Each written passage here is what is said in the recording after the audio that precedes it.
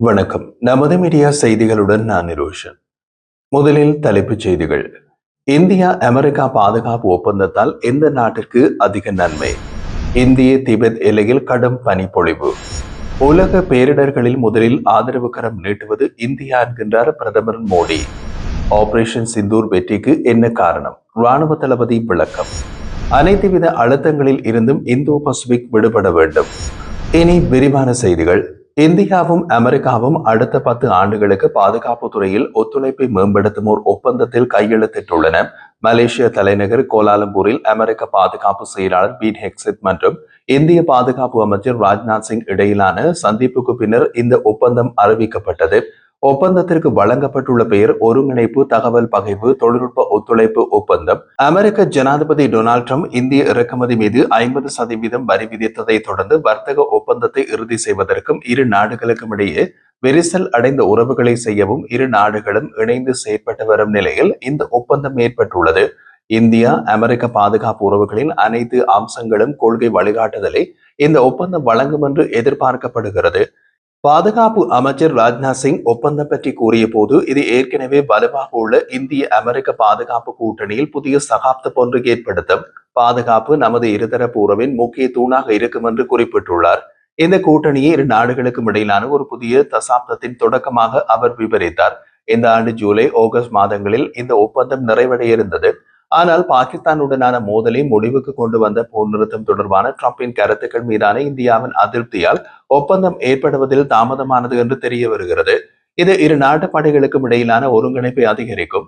இந்தியாவுக்கு தொழில்நுட்ப அணுகலை வழங்கி இரு நாடுகளின் பாதுகாப்பு துறைகள் இணைந்து பணியாற்றுவதற்கு வாய்ப்பளித்துள்ளது என்று ஆய்வாளர்கள் கூறுகின்றார்கள்.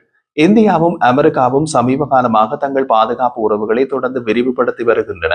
இந்த ஆண்டு பிப்ரவரியில் பிரதமர் நரேந்திர மோடியின் அமெரிக்க பயணத்தின் போது டிரம்புடனான அவரது பேச்சுவார்த்தைகளில் பாதுகாப்பு விவகாரம் முக்கியமாக விவாதிக்கப்பட்டது.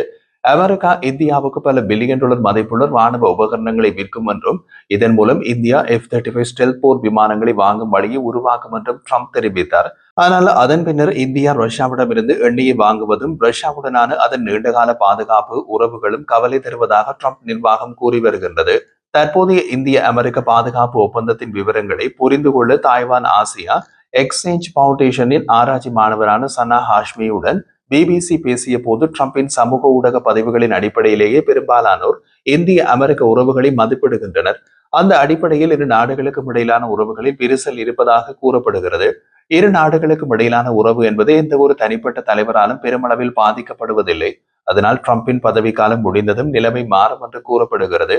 இப்போது கையெழுத்திடப்பட்ட இந்திய அமெரிக்க ஒப்பந்தமும் இதற்கு முன்பு செய்யப்பட்ட ஒப்பந்தங்களும் மிகவும் முக்கியத்துவம் வாய்ந்தவை.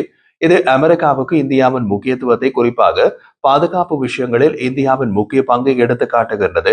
வரி தகராறு மற்றும் ரஷ்யாவுடனான இந்தியாவின் உறவுகள் இருந்த போதிலும் அமெரிக்கா இன்னமும் இந்தியாவை மிகவும் நேர்மறையாக பார்க்கிறது என்பதையே அமெரிக்க இந்திய பாதுகாப்பு ஒப்பந்தம் காட்டுகின்றது.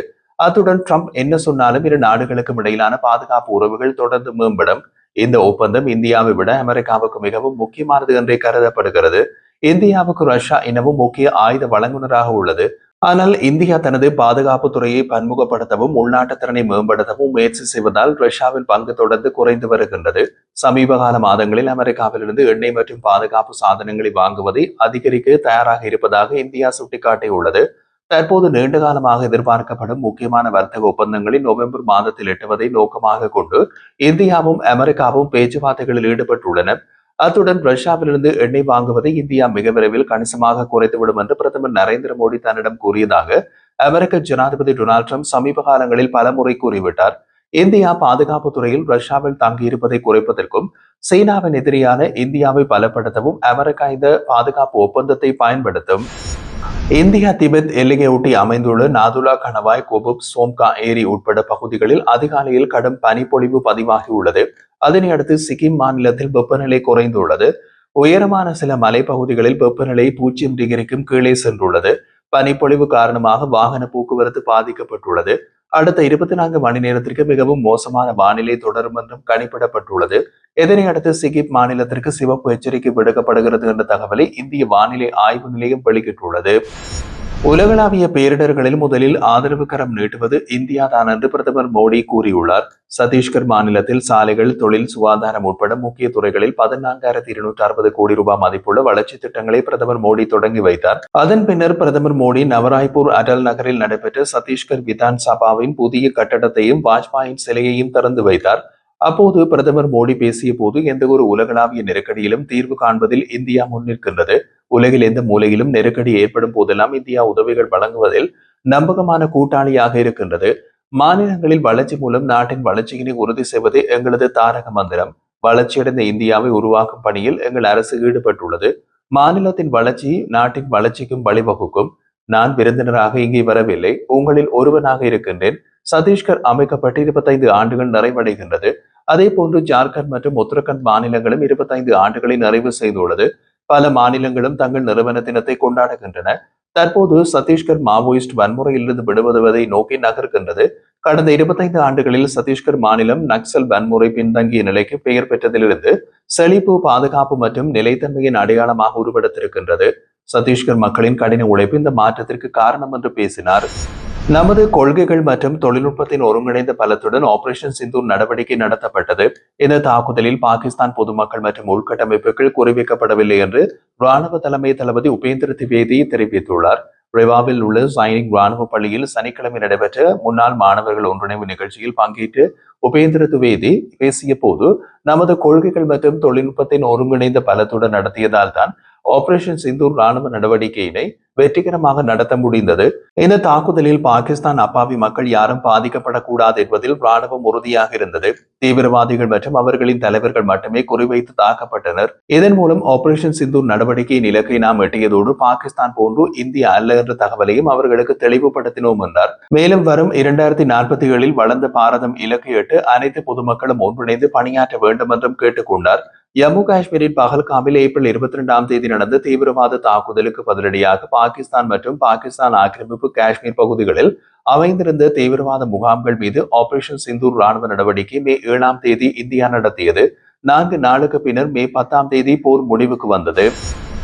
அனைத்துவித அழுத்தங்களில் இருந்தும் இந்தோ பசிபிக் விடுபட வேண்டும் என்பதே இந்தியாவின் கொள்கை என்று மலேசியாவில் நடைபெற்ற பாதுகாப்பு அமைச்சர்களுக்கான கூட்டத்தில் இந்திய பாதுகாப்பு அமைச்சர் ராஜ்நாத் சிங் தெரிவித்தார். மலேசியாவின் கோலாலம்பூரில் நடைபெற்ற ஆசியான் இந்தியா பாதுகாப்பு அமைச்சர்கள் கூட்டத்தில் உரையாற்றிய ராஜ்நாத் சிங், இந்தியாவின் இந்தோ பசிபிக் பாதுகாப்பு தொலைநோக்கு பார்வை, பாதுகாப்பு ஒத்துழைப்பை பொருளாதார மேம்பாடு, தொழில்நுட்ப பகிர்வு, மனிதவள முன்னேற்றம் ஆகியவற்றுடன் ஒருங்கிணைக்கின்றது. பாதுகாப்பு வளர்ச்சி மற்றும் நிலைத்தன்மை ஆகியவற்றுக்கிடையேயான இந்த தொடர்புதான் இந்திய ஆசியான் கூட்டணியின் உண்மையான ஆன்மா.